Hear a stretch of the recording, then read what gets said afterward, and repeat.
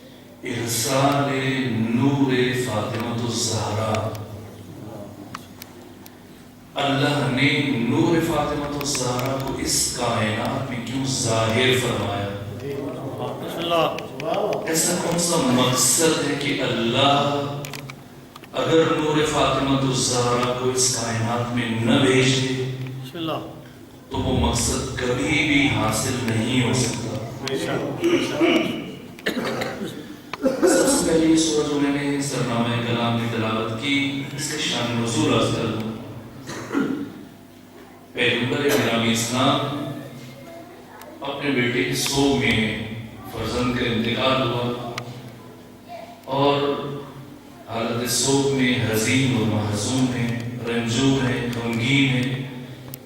سارا دن گھر میں گزر گیا، یہاں تک کہ دوسرے دن بھی حضرت گھر سے باہر تشریف نہیں لائے.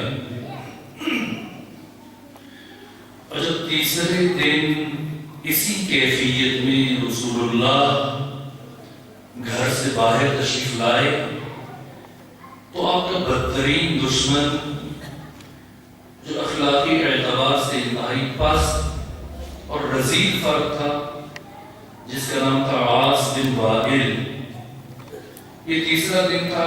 صبح سے شام تک رسول اللہ کا انتظار کرتا تھا.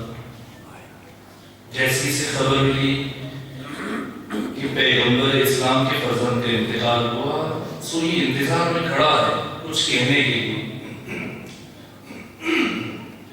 اور تیسرے روز ہنگام غروب جب رسول اسلام گھر سے باہر تشریف لائے اور یہ دشمن جو موقع کتاب میں کھڑا تھا، جیسے ہی رسالت مآب کے چہرے پر نظر پڑی مسکرایا اور اپنی زبان کا ایسا وار کیا، ایسا زخم لگایا جس نے ختمی مرتبہ کو زخمی کر دیا. جیسے اس نے پیغمبر کو دیکھا کہا، محمد اب تو تم بے اولاد رہ گئے، ابتر رہ گئے، بے نام و نشان رہ گئے، کوئی تمہارا وارث نہیں ہے، کوئی تمہارا جانشین نہیں ہے. تم جو ہمارے خداؤں کی مخالفت کرتے ہو، عنقریب یہ سارا سلسلہ ختم ہو جائے گا. کوئی بھی ایسا نہیں کہ تمہارے اس مقصد کو آگے بڑھائے. ابتر رہ گئے، بے نام و نشان رہ گئے. وہ ذات کی جس نے دشمن کے بڑے سے بڑے وار کو مسکرا کر برداشت کیا اور کبھی بھی جبین رسالت مآب پر شکل نہ آئی، آج پہلی مرتبہ رسول اسلام ایسی کیفیت میں تھے، ایسے دکھ اور سوگ کے عالم میں تھے کہ دشمن کے وار نے بہت گہرا اثر کیا اور ختمی مرتبہ کی نگاہیں آنکھیں نم ہو گئیں.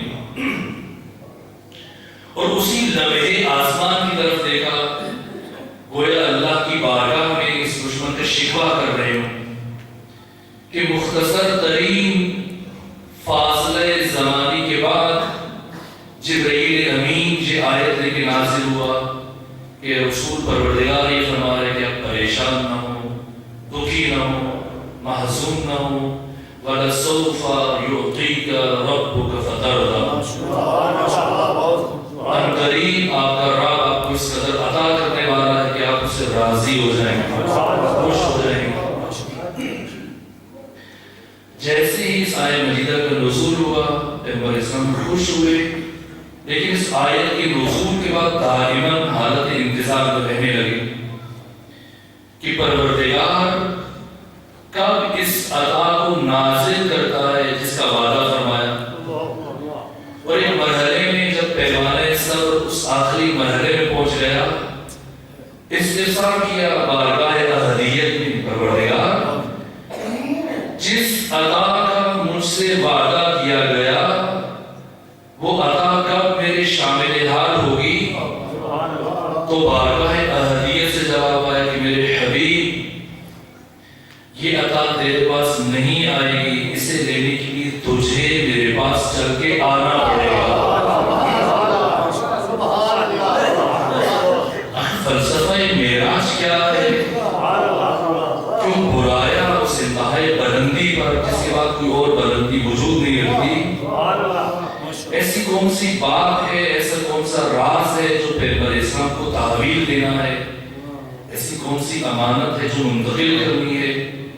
خود سیدہ زہرا اپنی تخلیق کے راز سے پردہ اٹھاتی ہیں، جس سے خود فلسفہ معراج بھی سمجھ میں آتا ہے کہ کیوں برایا اللہ نے شب معراج. سیدہ فرماتی کہ ان اللہ تعالی خلق نوری، یہ وہ شرف ہے جس میں کوئی بھی انسان، کوئی نبی، کوئی وسیع، کوئی ولی ذات فاطمہ تو زہرا کا صحیح اور شریک نہیں ہے.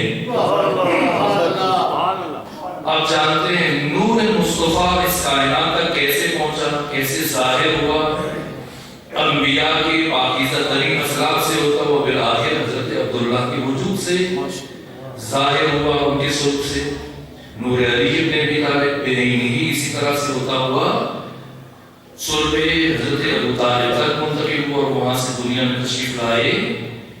لیکن نور فاطمہ الزہرا کیسے پہنچا، اور پروردگار نے اس نور کی ترسیل میں کیا روش اختیار کی، خود سیدہ فرماتی ہے کہ ان اللہ تعالی خلق نوری، پروردگار نے میرے نور کو خلق کیا، وَكَانَ يُسَبِّحُ اللَّهَ تعالی سبحانہ، جس کے بعد میرا نور حق تعالی کی تسبیح میں اور عبادت میں مصروف رہا۔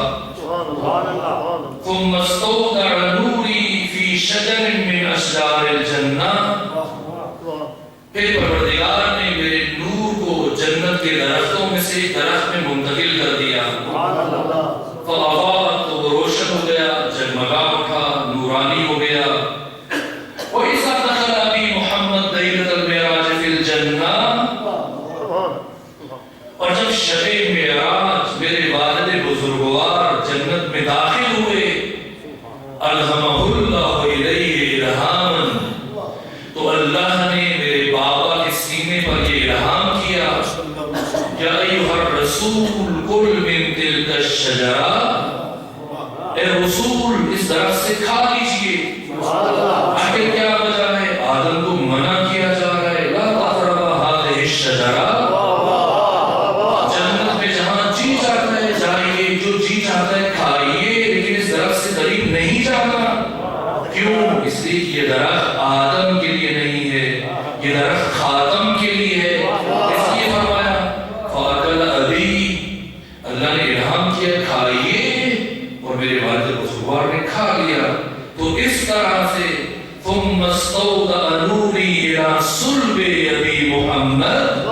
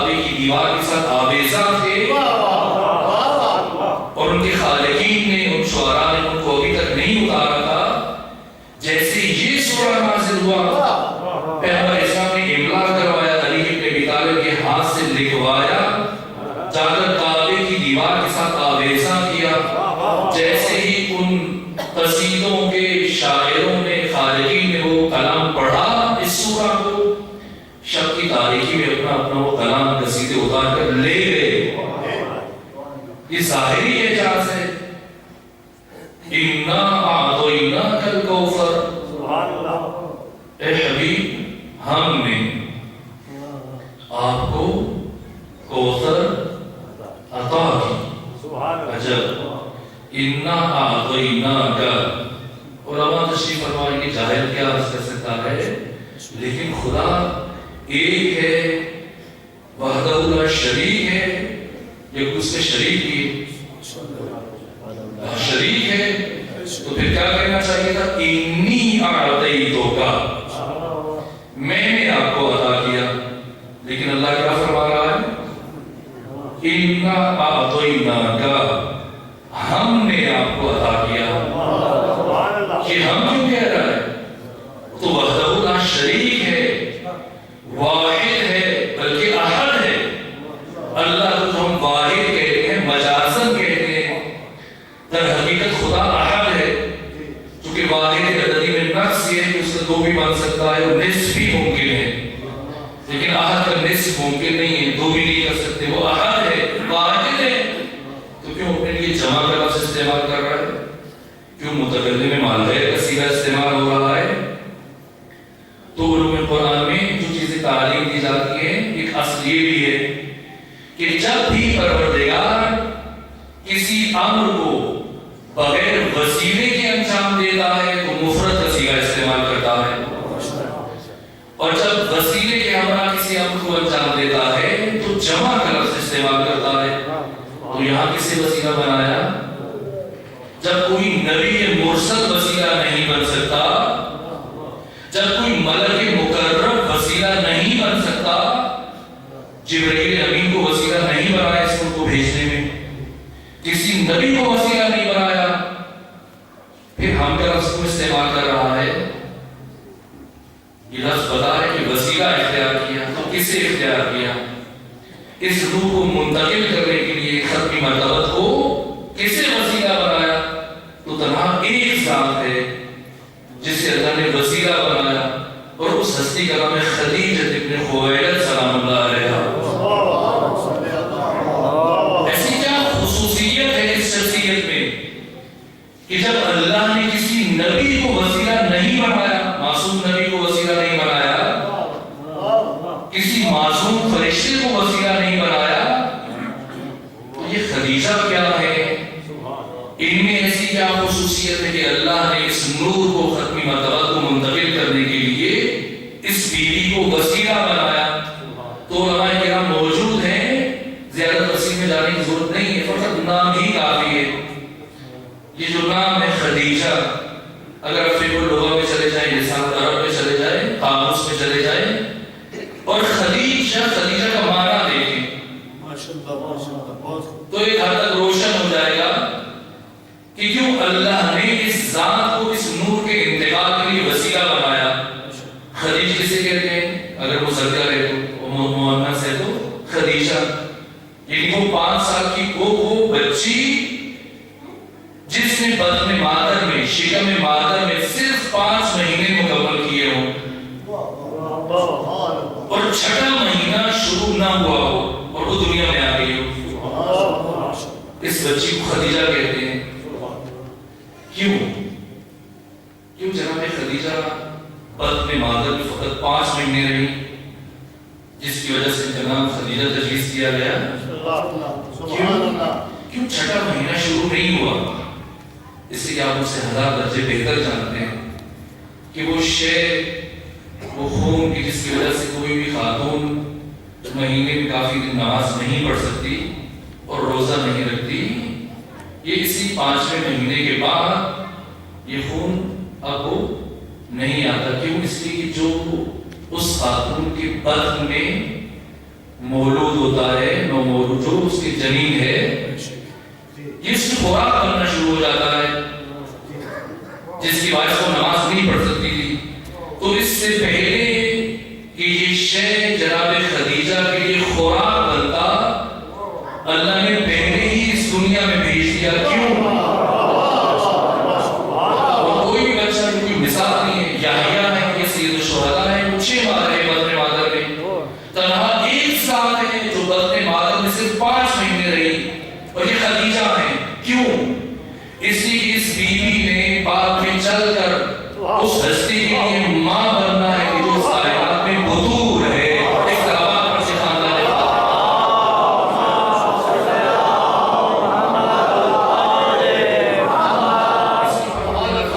ایمان آتوئینا کا ہم نے آپ کو عطا کیا. عطا اور ایتا عجب. قرآن مجید دینے کی باری ہے تو پروردگار نے کیا فرمایا؟ قرآن مجید جس کے رسول کو پہاڑ تعمل نہ کر سکتی، جو مردوں کو زندہ کر سکتا ہے، پہاڑوں کو اپنی جگہ سے ہلا سکتا ہے، زمین کو پھاڑا جا سکتا ہے، جو شفا ہے، رحمت ہے، خود قرآن مجید اپنا تعارف کر رہا ہے. جب اس قرآن کو دینے کی باری آئی تو پروردگار نے کیا فرمایا؟ وَلَقَدْ آتَيْنَاكَ. الف دے، یہ الف ایتا الگ ہے، عطا الگ ہے. ایتا کا مطلب ہے دینا، عطا حق سے زیادہ دینا.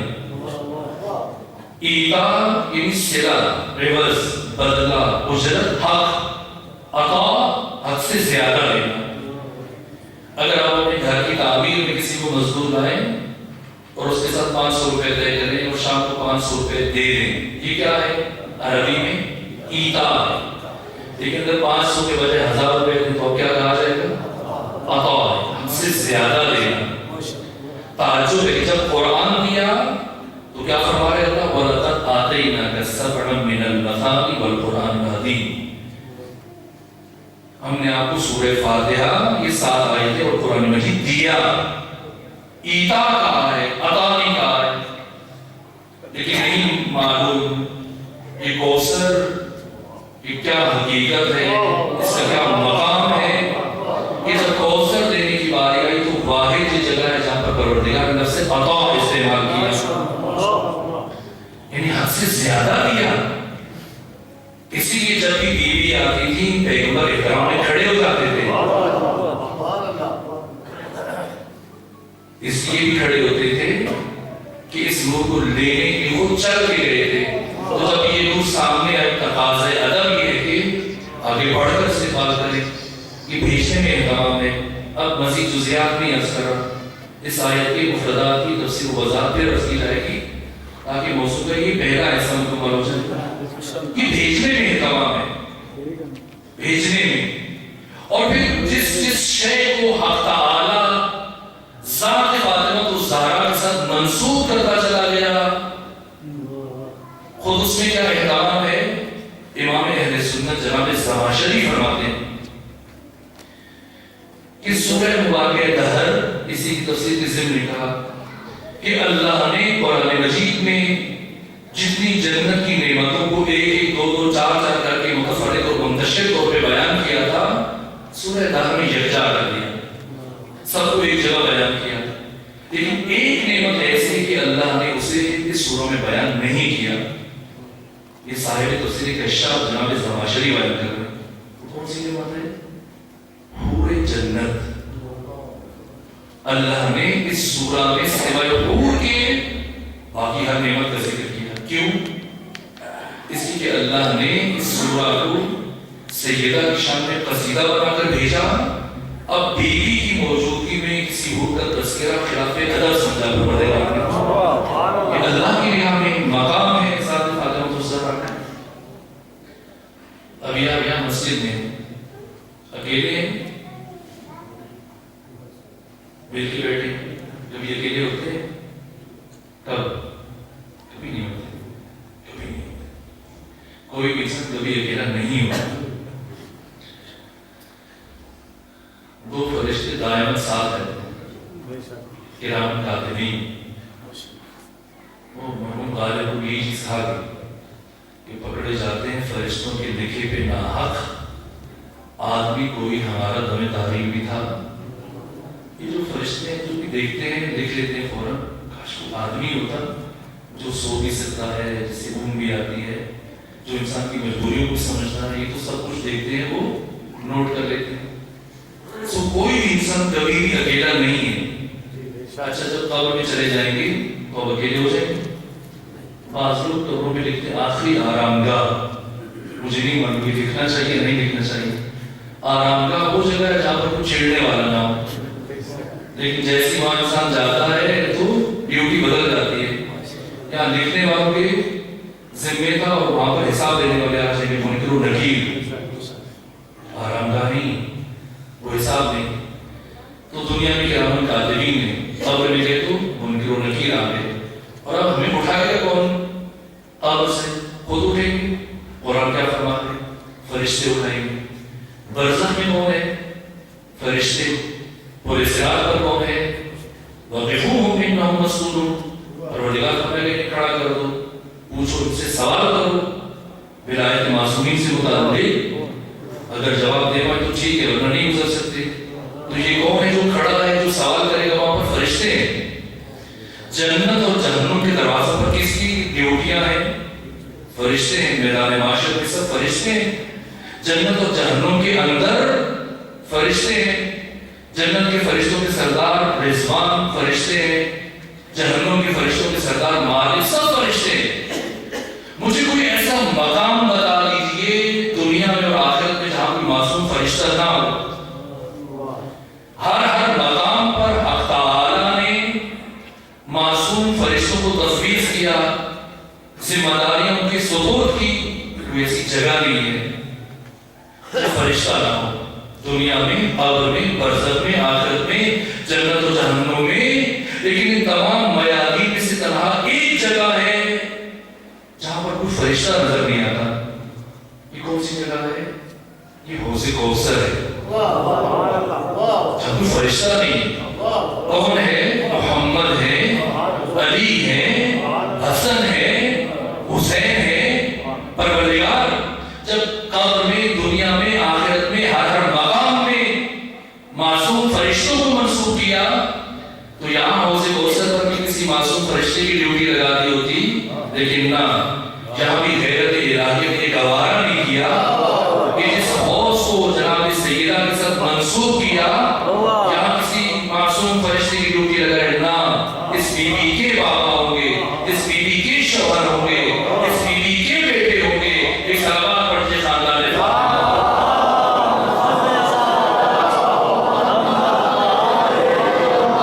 یہ حرمت ہے، فاطمہ الزہرا، یہ ادب ہے، یہ مقام ہے، جہاں تک کہ میدان معاشر میں جیسی بیوی کی سواری آئے گی، کیا ندا آئے گی؟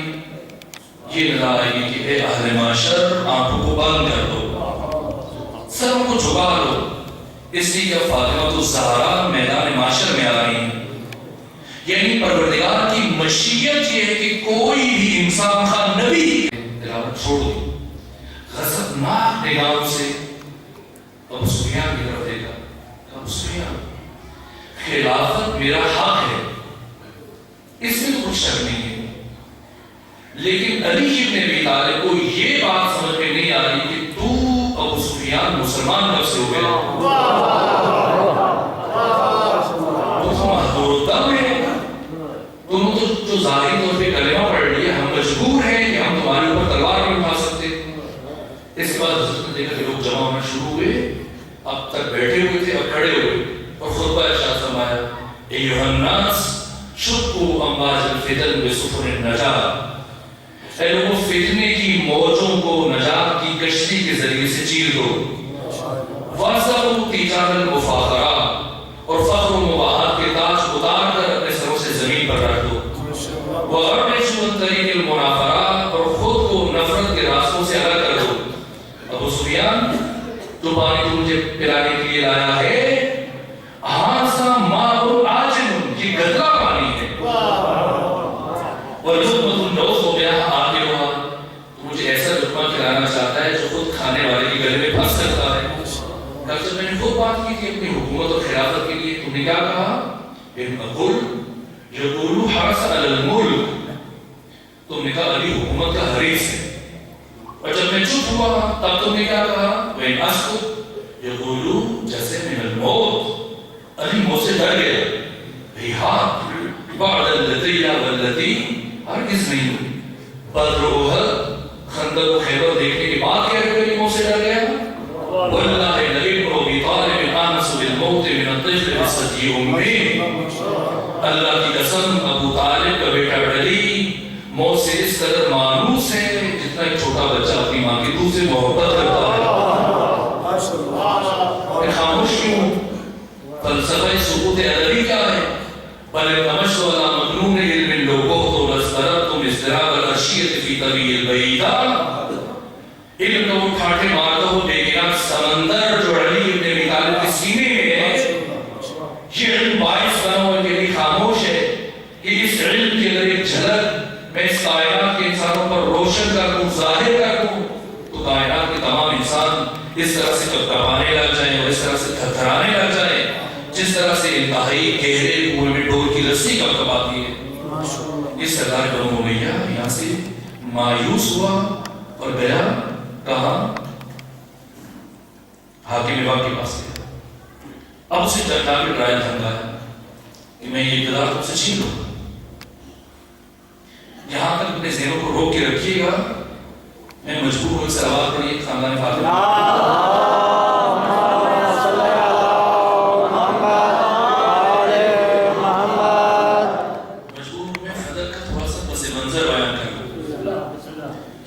پیغمبر نے سیدہ کو دیا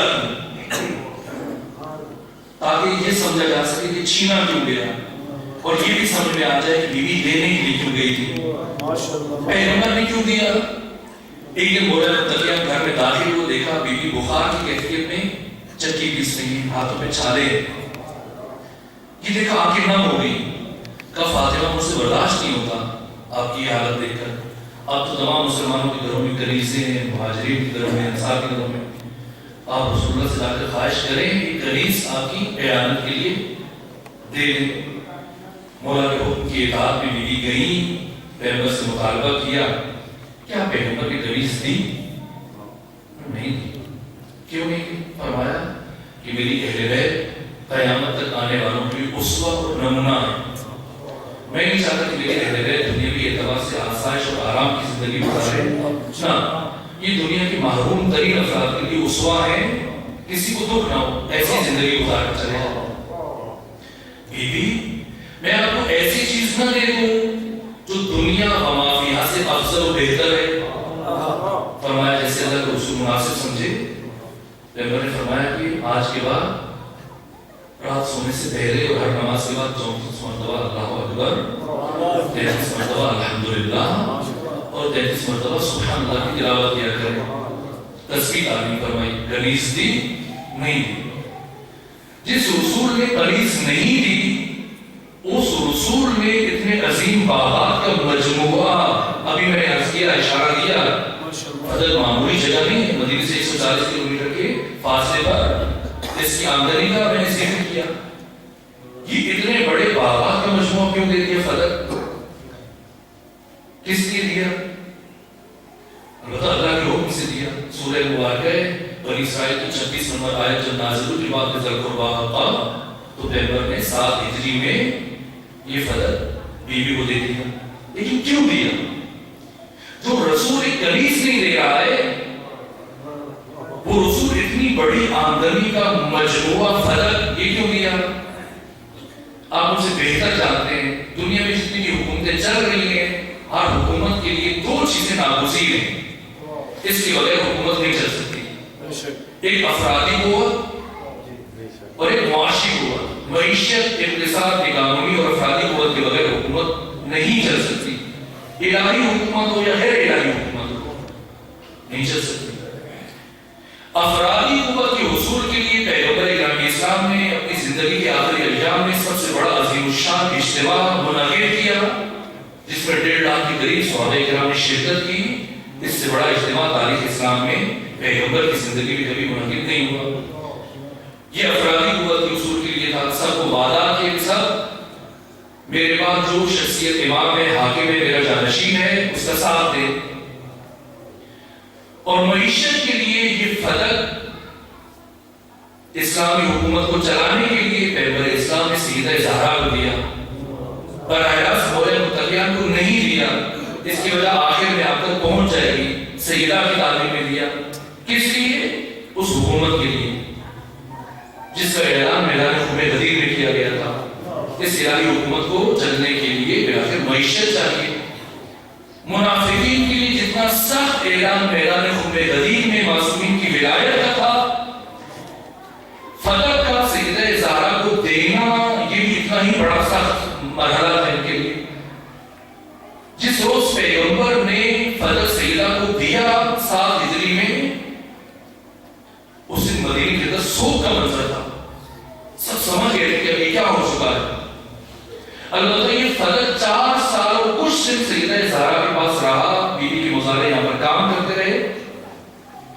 اس سارے عرصے میں فتح کی آمدنی سے ایک کھجور بھی بیوی کے گھر میں نہیں ہے۔ فقراء میں، محروم افراد میں، مساکین میں تقسیم ہوتا رہا سب کچھ۔ بیوی کے ساتھ بھی کچھ خرچ نہیں ہوا۔ یہاں پہلے بھی فاقے تھے، فتح کی بعد بھی اسی طرح سے فاقے رہے، روزے کی حالت میں رہتے تھے۔ جو بھی آتا تھا ساری آمدنی باہر سے تقسیم کر دی جاتی ہے۔ بس کسی حد تک میں عرض کر سکا کہ پیغمبر نے سیدہ کو فتح کیوں دیا، لیکن حاکم نے کیوں چھینا؟ اسے ایسے کیا مجبوری پیش آئی کہ اس نے اتنا بڑا رسک مول لیا؟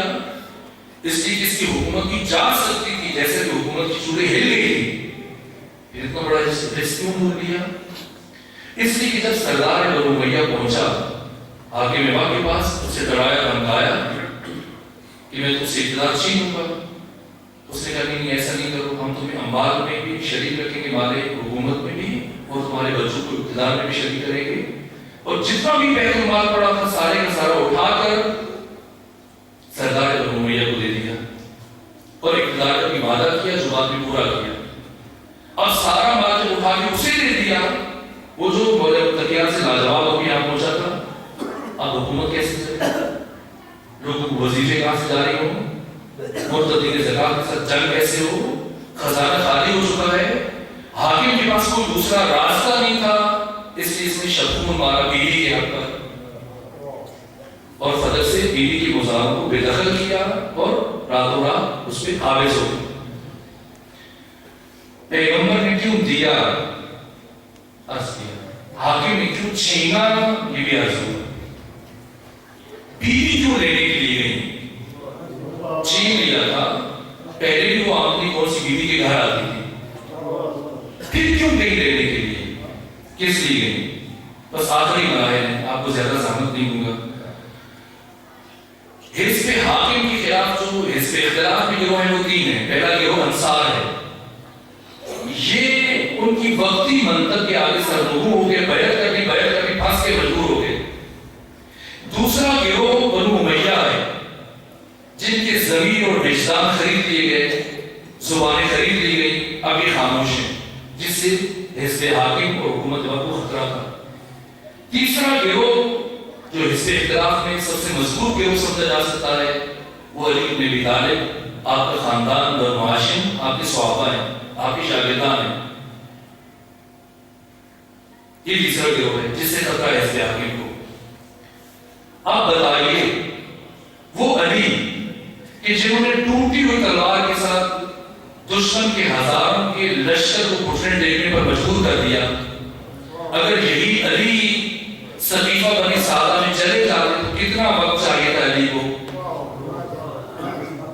چند لمحے چاہیے تھے، کیوں نہیں گئے؟ علی نے تلوار کیوں نہیں اٹھائی؟ اس لیے کہ علی امام ہے، علی تلوار نہیں اٹھا سکتا۔ کی بات میں سمجھانے کے لیے مثال کا سہارا لیتا ہوں، یہی پر ہماری گفتگو بھی ختم ہو جائے۔ ابھی اب مسجد میں بڑی تعداد میں تشریف فرما ہے، اس وقت ملکی سطح پر جو صورتحال ہے آپ مجھ سے بہتر جانتے ہیں۔ تشیع کی نسل کشی ہو رہی ہے، چن کے چیدہ افراد کو شہید کیا جا رہا ہے، ڈاکٹرز کو شہید کیا جا رہا ہے، علماء کو شہید کیا جا رہا ہے، تاجروں کو شہید کیا جا رہا ہے، اور وہ فرد جو ملت کی تقویت میں اثر انداز ہو سکتا ہے اس کو راستے سے ہٹایا جا رہا ہے۔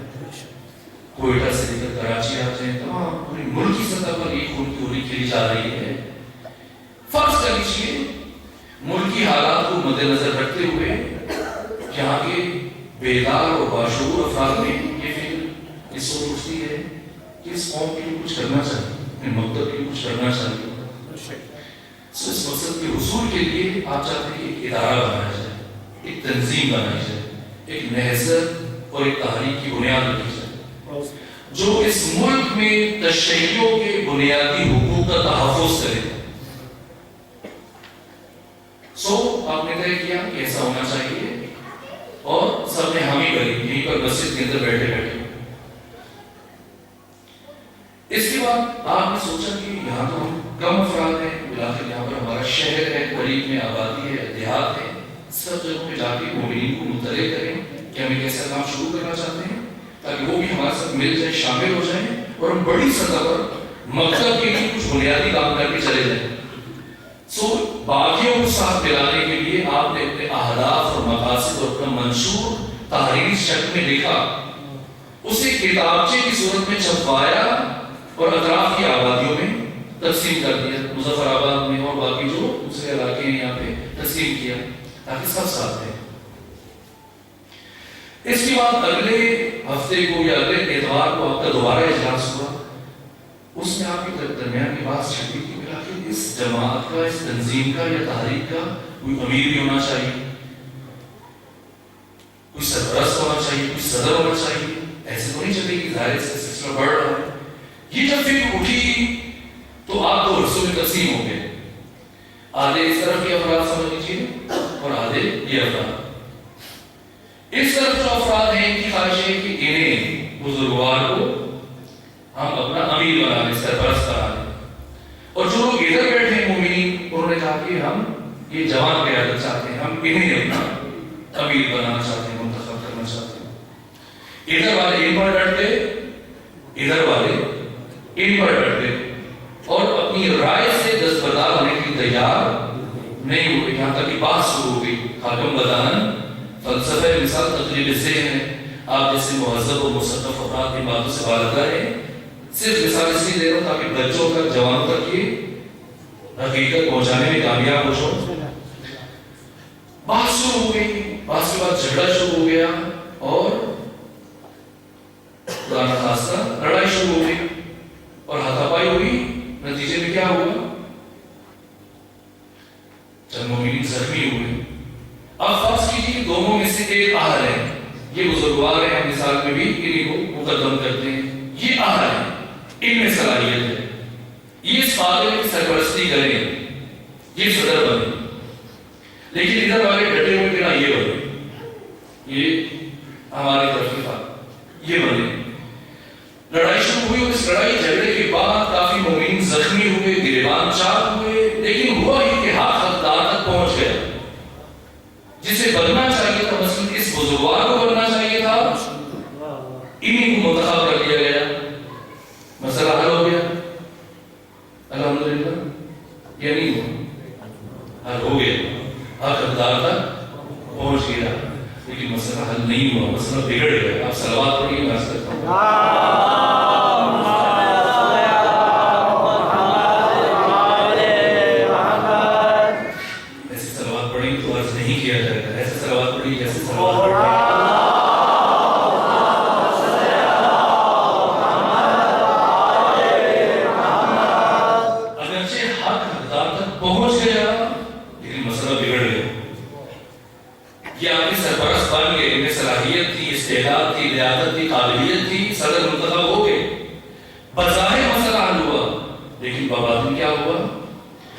منشور لے کر آپ نے اطراف کی آبادی میں تقسیم کیا تھا، مظفر آباد میں، باقی دیہاتوں میں، شہروں میں، باقی دور دراز تک، جس سے آپ نے اپنے اہداف اور مقاصد تحریر کیے تھے، جیسی ان کو اس دیہات گردلا کے اس مسجد کے اندر کی کارروائی کو پتہ چلے گا، بتائیں سب سے پہلے کام وہ کیا کریں گے؟ سب سے پہلا کام وہ یہ کریں گے کہ جو منشور آپ ان کو دے کے آئے تھے کہ پڑھیں اور سمجھیں اور ہمارا ساتھ دیں، اسی منشور کو پھاڑ کے پھینک دیں گے۔ کیوں؟ اس لیے یہ تو کوئی ان کو مذہب کا درد نہیں نہیں ہے، ملت کا درد نہیں ہے، قوم کا درد نہیں ہے، یہ تو عہدے کی جنگ ہے، صدارت کی جنگ ہے۔ اور بات جہاں سے شروع ہوئی تھی آپ وہیں پر بیٹھ جائیں گے۔ اب سمجھ لیجیے مدینے کے اندر پہنچے، کربلا سے نکل کر پیغمبر اسلام کا انتقال ہو، پیغمبر نے اپنی زندگی کے آخری ایام میں اطراف کی تمام آبادیوں میں اسلام کی دعوت بھیجی، قرآن مجید کی آیات، قرآن مجید کی صورتیں سینئر صحابہ کرام کے ہاتھ لے کر روانہ فرمائی اسلام کا پیغام کہ میں ایسا منشور لے کے آیا ہوں کہ جو تمہاری دنیا اور آخرت کی سعادت اور نجات کا ضامن ہے۔ اب یہ سارے افراد اس نئے آئین سے، نئے نظام سے آشنا ہو رہے ہیں، یہ منشور پڑھ رہے ہیں اسلام کا، اور مدینے کے اندر اگر علی ابن ابی طالب تلوار کے زور پر حکومت حاصل کرنے میں کامیاب ہو جائیں اور یہ خبر باہر کی آبادی میں پہنچ جائے تو بتائیے یہ لوگ اسلام کے بارے میں کیا سوچیں گے؟ علی کے بارے میں کیا سوچیں گے؟ اس نئی اسلامی حکومت کے بارے میں کیا سوچیں گے؟ یہ قرآن کی آیتیں وہیں پر پاڑھ کے پھینک دیں گے کہ یہ کوئی الہی دین نہیں ہے، یہ مسند کی جنگ ہے، اقتدار کی جنگ ہے، خلافت کی جنگ ہے، حکومت کی جنگ ہے، انہیں ہماری سعادت اور نجات سے کوئی غرض نہیں ہے۔ علی ابن ابی طالب امام ہیں اور امام کا پہلا فریضہ تحفظ دین ہے۔ اگر دین تلوار کو نیام میں ڈال کے بچتا ہے تو کبھی باہر نہیں نکل سکتی، اور اگر نیام سے باہر نکال کے بچتا ہے تو پھر نیام میں جا نہیں سکتی۔ اس لیے علی تلوار نہیں اٹھا سکتے، خواہ کچھ ہو جائے، خواہ گلے میں رسی ڈال دی جائے۔ اب تین گروہ ہیں، ایک انصار خاموش ہو گئے، بے بس ہو گئے، بیعت کر چکے ہیں، بنو امیہ انہیں خرید لیا گیا۔ علی اور بنو ہاشم اور آپ کے اصحاب یہ تلوار نہیں اٹھا سکتے۔ کیوں نہیں اٹھا سکتے؟ میں نے وجہ عرض کر دی۔ اب بتائیں، جب سب خاموش ہیں، نہ انصار بول سکتے ہیں، نہ بنو امیہ بول سکتے ہیں، نہ بنو ہاشم بول سکتے ہیں، نہ علی کے اصحاب بول سکتے ہیں، نہ علی بول سکتے ہیں، جب سب خاموش ہیں اور اسی خاموشی میں 1,24,000 انبیاء کی محنت ضائع ہوتی ہوئی نظر آ رہی ہے، حق کون ظاہر کرے؟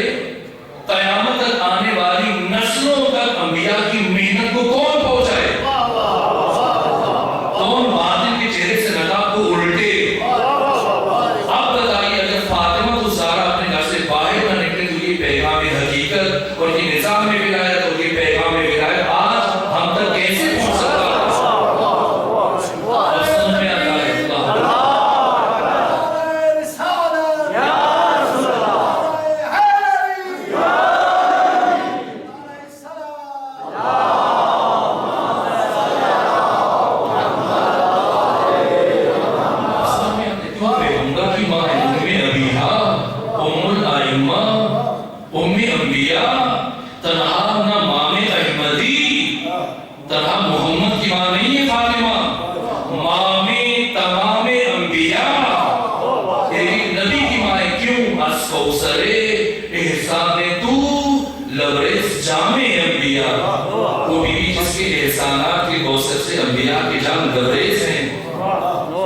عصمت و داوری نبود اگر نبود فاطمہ، جنت و کوثری نبود اگر نبود فاطمہ، ہیچ پیغمبری نبود اگر نبود فاطمہ، احمد و حیدری نبود اگر نبود فاطمہ، آنچے کے آفریت حق بودے برائے فاطمہ، گفتیان سبب نبی منم میں فدائے فاطمہ۔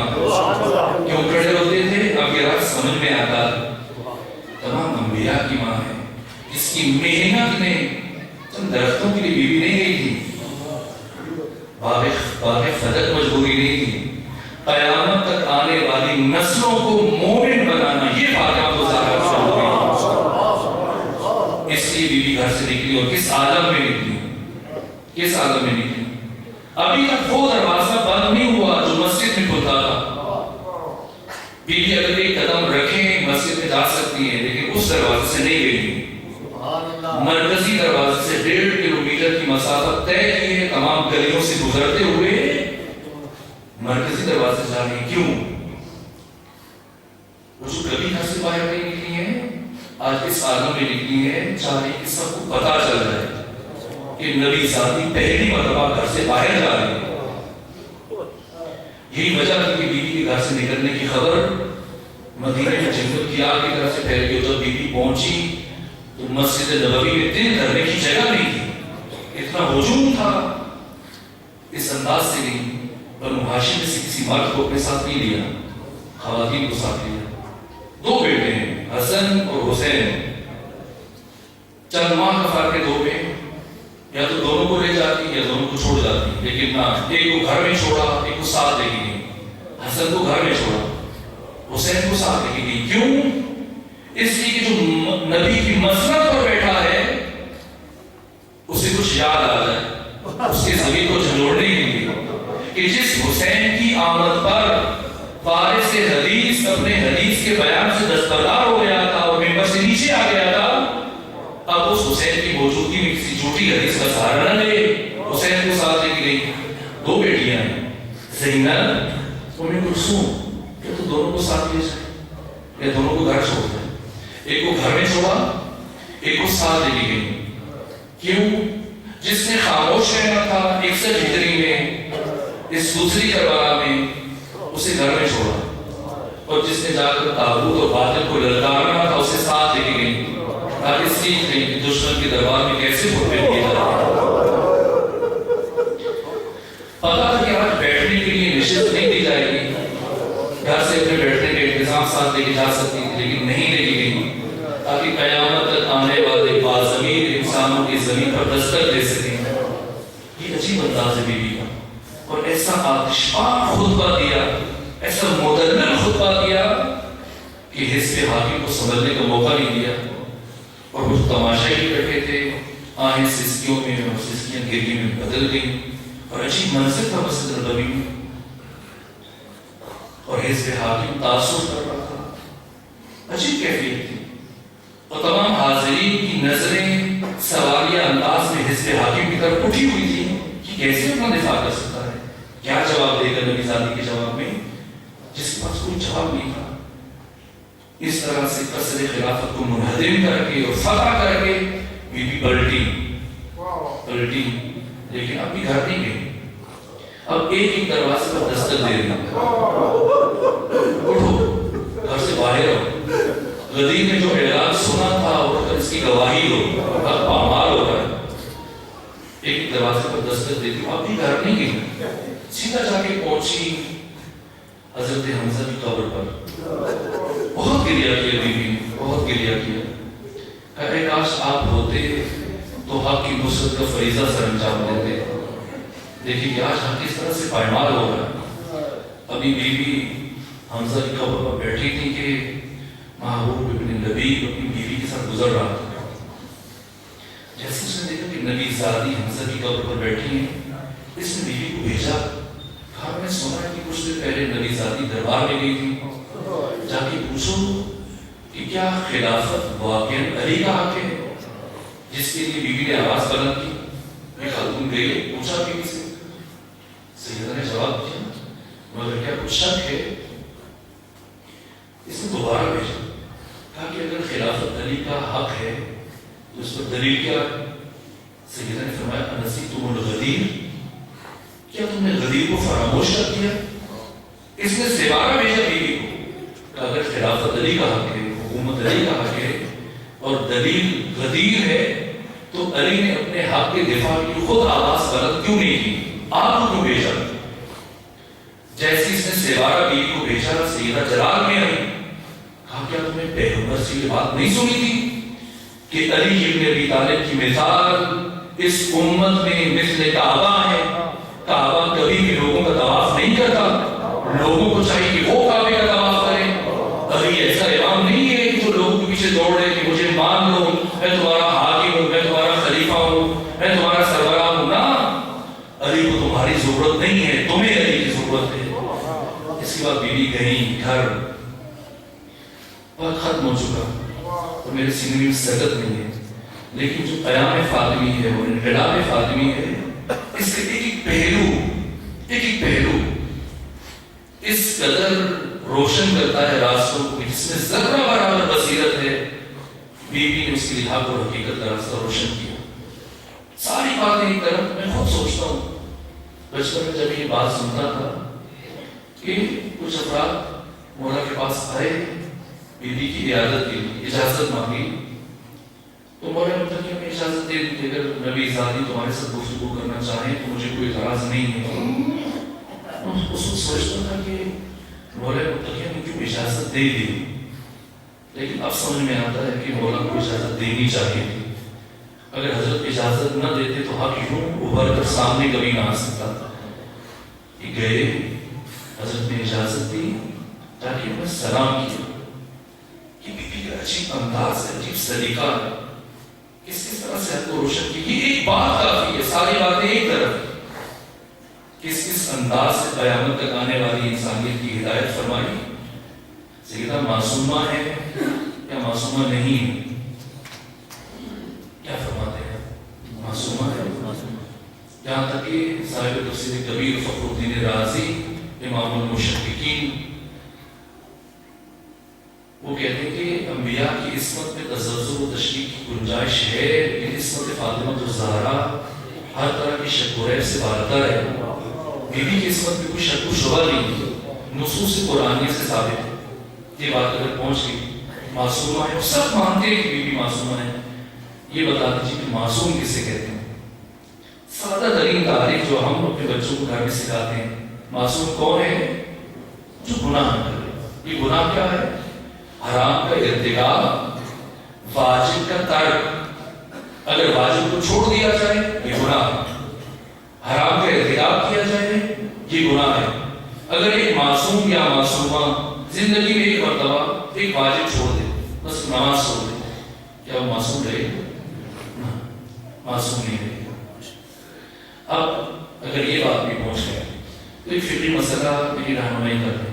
فقہی اعتبار سے سلام کرنا مستحب ہے یا واجب؟ مستحب ہے.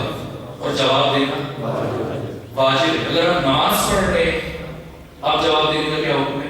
دیں گے یا نہیں دیں گے؟ دیں گے. حالت نماز میں بھی آپ جواب دیں گے. فقہی مسئلہ یوں ہے کہ مسلمان کے سلام کا جواب دینا ہر حال میں واجب ہے, اور ترک واجب خلاف عصمت ہے. اگر کوئی معصوم یا معصومہ ایک واجب کو چھوڑ دے تو وہ معصوم نہیں رہتا. اب جا کر بیوی کی سیرت کا مطالعہ کر لیجیے اور احادیث و تاریخ کی کتابوں کا مطالعہ کر لیجیے کہ جب دو افراد علی ابن ابی طالب سے اجازت لینے کے بعد بیوی کے پاس پہنچے, درمیان میں پردہ آویزاں تھا, ان دونوں نے جا کے سلام کیا. کیا بیوی نے ان کے سلام کا جواب دیا یا نہیں دیا؟ نہیں دیا. تمام تواریخ میں کہ نہیں دیا. تو اب بیوی معصومہ ہے, اور معصوم جو کوئی گناہ نہ کرے, اور گناہ واجب کو ترک کرنا بھی گناہ ہے, تو سلام سنت ہے, جواب واجب ہے. ترک واجب خلاف عصمت ہے, معصوم نہیں رہتا. تو بیوی نے ان دو افراد کے سلام کا جواب نہ لے کر قیامت تک آنے والے انسانوں کو یہ سمجھا دیا کہ سمجھ لو, یا تو مجھے معصومہ نہ سمجھنا, اور اگر مجھے معصومہ سمجھتے ہو تو میں جن کے سلام کا جواب نہیں دے رہی ہوں انہیں کبھی مسلمان نہ سمجھتا. کس انداز سے ہدایت فرمائی, کس انداز سے ہدایت فرمائی. اب دشمن نے سمجھ لیا, اب دشمن نے سمجھ لیا کہ اگر یہ بیوی کچھ دن اور زندہ رہ گئی اور ایک مرتبہ دوبارہ دربار میں آ گئی تو پھر کوئی بھی ہمیں اس مسند پر نہیں بیٹھنے دے گا. اس کی دشمن نے یہ طے کیا کہ اس شرع ہدایت کو خاموش کر دیا جائے اور اس طرح کی ہدایت کو ہمیشہ کے لیے گل کر دیا جائے. بس میرے عزیزو, 50 افراد کے لیے جتھا, ہاتھوں میں لکڑیاں لیے ہوئے, تلواریں لیے ہوئے, فاطمہ الزہرا کی بیت الشرف کی طرف بڑھا اور دروازے قریب پہنچ کے رکے. یہ افراد کو دستک دینا شروع کیا, دستک دینا شروع کیا. جیسے ہی شفیع نے دستک دی, علی ابن ابی طالب دروازے کی طرف بڑھے دروازہ کھولنے کے لیے. سیدہ زہرا بڑھی اور دست عدم جوڑ دیے. آپ فاتح خیبر ہیں, آپ فاتح خندق ہیں, آپ فاتح بدر و احد ہیں, آپ قاتل مرحب و انتر ہیں. آقا آپ نے اپنی زندگی میں بڑے بڑے مارکے طے کیے ہیں. اجازت دیجیے کہ آج مدینے کا مہان تو زہرا طے کرے. فرمایا جیسے نبی ذاتی مناسب سمجھتی ہے. ایک مرتبہ سیدہ دروازے کی طرف گئی، پوچھا خبر ہے یہ کون سا دروازہ ہے؟ اور یہاں تو رسول اللہ کھڑے ہو کر قرآن مجید کی آیات کی تلاوت کرتے تھے، یا تو آج بھی فرشتے شام و سحر تسبیح حق تعالیٰ بجا لاتے ہیں۔ انہوں نے کہا جو ہوتا ہے سو ہوتا ہے، علی کو باہر بھیجا جائے ورنہ ہم اس دروازے کو آگ لگا دیں گے۔ فرمایا کیا نبی زادی کے دروازے کو آگ لگاؤ گے؟ کہا آگ لگائیں گے اور کسی بات کی پرواہ نہیں کریں گے۔ کسی شبی کے اشارے سے انفذ آگے بڑھا اور اس نے دروازے فاطمہ الزہرا کو آگ لگا دیا۔ دروازہ جلنے لگا، لیکن یہ شبی اس قدر بگڑا ہوا تھا، اتنا غصے میں تھا کہ اس نے دروازہ جلنے کا انتظار نہیں کیا اور جلتے ہوئے دروازے کو ٹھوکریں مارنا شروع کر دی اور کچھ دیر کے بعد یہ دروازہ زمین پر گرا۔ کیا یہ دروازہ زمین پر گرا؟ زمین پر گرا نہیں میرے عزیز۔ امام زمانہ زیارت ناہیہ میں فرماتے ہیں کہ میں اس لمحے کو کبھی نہیں بڑھا سکتا جب میری جدہ طاہرہ فاطمہ الزہرا جلتے ہوئے دروازے اور دیوار کے درمیان تھی اور دروازے کی کیل میری جدہ طاہرہ کے جسد اطہر میں پیوست ہو چکی تھی۔ بس دروازے کا گرنا تھا، یا سیدہ کی آواز بلند ہوئی، فضا میری طرف بڑھو کہ میرا محسن شہید ہو گیا۔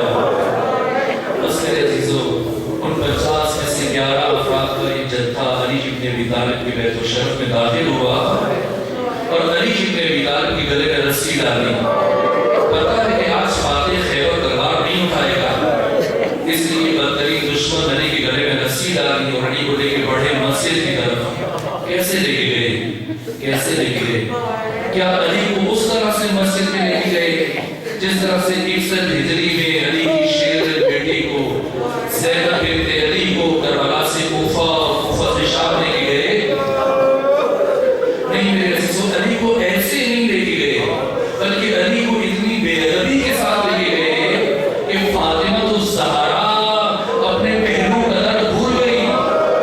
فرمایا میں اتنی بے ادبی سے ولی خدا کو نہیں لے جانے دوں گی۔